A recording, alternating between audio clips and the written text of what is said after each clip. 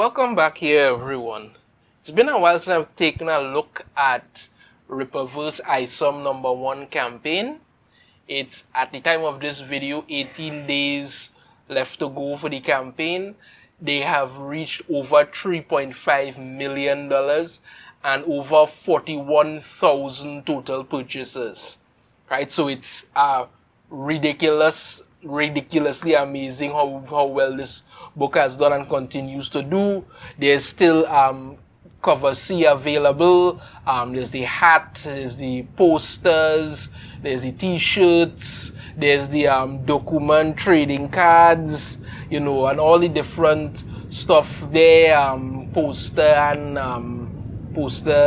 and comic and all this sort of stuff put together. It's all still there, and there's so much still to be seen and so much to take a look at what's going on in it.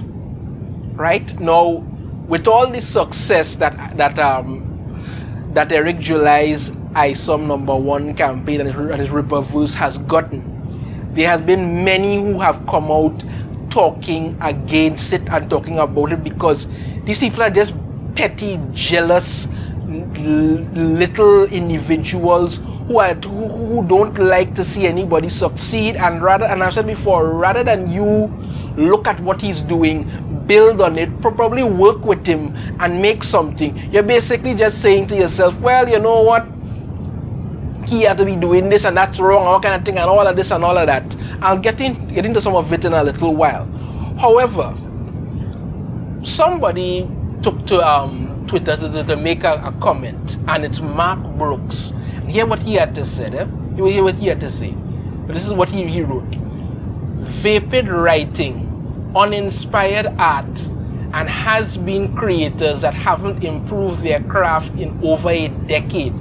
What else do they have to sell their books other than a made-up culture war that doesn't actually exist? This is what he had to say about in regards to Eric July's Rippaverse and his Isom #1.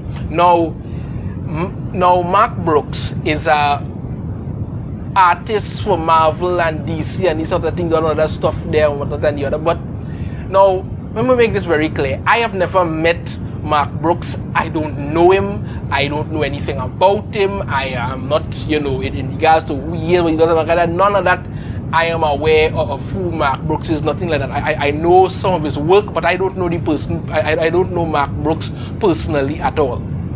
What I have heard other comic book artists and things say about him, and this is what they have said. This is not me saying it, this is what they have said. What they've said is that Mark Brooks does cover art for a comic book. He does cover art for a comic book. He doesn't draw the interior of the comic book. He doesn't draw the pages, the panels, anything like that. He does the cover art. And he insists that his name must be there, put down as an artist who worked on the book, who did some of the work inside the book, and he paid very well for it. But apparently, the majority of artists that I have heard speak about Mark Brooks say that he's lazy. This is what they're saying. They say that he is lazy. So he's lazy and he leeches off of other people's work. He's a cover artist who likes to make all kind of noise about things and all sort of drama. Now apparently he had some beef with Gabe Etab, the artist who working on Isom. Some kind of thing happened with them. I believe it was at Comic-Con or something like that. I'm not clear on all of that, but I want to go through what he said here with a fine-tooth comb. Vapid writing. The book hasn't come out yet. You don't know what's in it, but you're calling it vapid writing. How could you know what's in it? The only people who know what's in Isom #1 is Eric July, I think his wife, the people who work directly on the book. I think so. Probably just really about a handful of people know what's in the book. You understand? Only a handful of people know what's really in the book. Uninspired art. I've seen the art, it looks good, but you're going out there and attacking people because he follows up and says, and has been creators that haven't improved their craft in over a decade. These people work on comic books, they work on things, the people who work on Isom are very popular in the industry. Eric July has said that he's paying them well, they're doing good work. They have come out and said that Gabe Etam has come out and said that he enjoys working on Isom and what's going on. He enjoys making the comic and all of this stuff. That's what he does. You do cover art. According to other artists, you're lazy, but you're coming out here to call these people has-been creators that haven't improved their craft in over a decade. You've probably been doing cover art for over a decade. Who are you to open your mouth and say anything? And then he continues on. What else do they have to sell their books other than a made-up culture war that doesn't actually exist? Made-up culture war, you were part of making it. This culture war was a big thing. You've done that.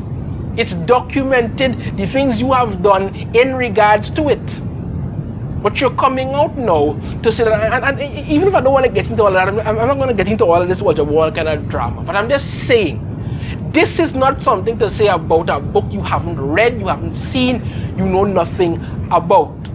But this doesn't stop people from coming out to want to take pot shots at Rippaverse, because Eric July has put out videos showing him signing the comics, and his wife is there with him and she's bagging the books, and people have come out saying all kind of things about how that's probably just some hired actress that he has there doing that. And he's also done videos showing these big bins that he has filled with comics, thousands of comics he has inside of there. You understand me? And ready to ship out. And people are coming out saying all sorts of stuff about how why is he only showing the top layer, the rest of this is just blank paper, and he's fooling people. And why doesn't he show people the whole warehouse and all of this, and he lied to you, he just wants to take their money. The man is showing you what he's doing, but you're coming out and doing this. Recently, Eric July had a video where he did a talk with this guy who was accusing him of being a grifter and just trying to take people money and all kind of thing. I watched the video, and if you really need to see somebody expose themselves as just being a hater and trying to make something out of nothing, that video shows it. The man kept making up these kind of dotish remarks, talking about how why Eric July isn't putting out previews of his book, and he should let people see what the book is about. The man is selling a comic. He's done trailer videos telling you what the story for the comic is about. You've seen pages of what's happening about, but you want him give out the whole comic. Why? He's selling it. It's a business. He's selling the comic so people could buy it. Why would he tell you everything that's going to happen in the comic before he even puts it out? That doesn't make any sense. He even turned around to say things that, Eric July only getting people to buy his comic because of the success of his YouTube channel. What's wrong with that? He built up an audience using his YouTube channel, and then he put out a product that people are interested in, and he even stated he has done other campaigns before for other things like jerseys and hats and all that kind of thing, and they never sold as good as the comics, because he found a need that people are interested in. People want these comics and they're willing to pay. That is what happens. Yes, he built up an audience online using his YouTube channel. What is wrong with that? Other people do it all the time. You don't have a problem there, but you have a problem when he's doing it. He even started talking about how is this his first outing as a comic book creator, so why should people be interested in it? Everybody has to start somewhere. Everybody has to start somewhere. He stated himself that he has had these ideas in his mind for years, but he has also done other creative work and other creative projects. This is not his first creative project. This is his first comic book creative project. But he's done that. Everybody has to start somewhere. So when you have people like that guy and the others online who come out saying all sort of thing about paid actress and lying about all kind of thing and they don't have no comic books, and then you have Mark Brooks coming here talking about vapid writing, uninspired art. Shut up with that crap. The man has come out to do something, and Eric July has issued a challenge to Mark Brooks, And I would support exactly what Eric July has said, because what he said to him is that Mark Brooks should publish a comic on his own, away from DC, Marvel, and all kind of thing. Do it with his own money, with his own thing, and put it out there and see how well it sells. The majority of these so-called comic book writers and artists that you get today know that they would get no work, know that nothing that they have would sell if they did not have the DC and Marvel brand behind them. They know it. If you look, for instance, at a writer like Vita Ayala, if Vita Ayala goes out there to sell anything on her own, nobody will buy it, because all she puts on is total garbage. And for some reason, it has become that, Vita Ayala is the new standard everybody's supposed to reach to in comic books. How the hell is that possible? I don't know. Eric July has created something with his Isom #1 campaign here, over $3.5 million, over 41,000 total purchases, because people are interested in what is happening. This man made over $1 million in 2 days. In 2 days. Let's tell you how excited people were, because people want quality entertainment. They want stuff that they can look at and say, okay, good, I'm enjoying this, I like what I'm seeing, I want to read something. I don't want a bunch of woke garbage shoved down my throat. But here you have Mark Brooks coming out to try and bash not only Eric July, but the people working for him. It's a small, petty, pathetic thing to do, and you've shown yourself for what you are. That's what you've done. You've shown yourself for what you are.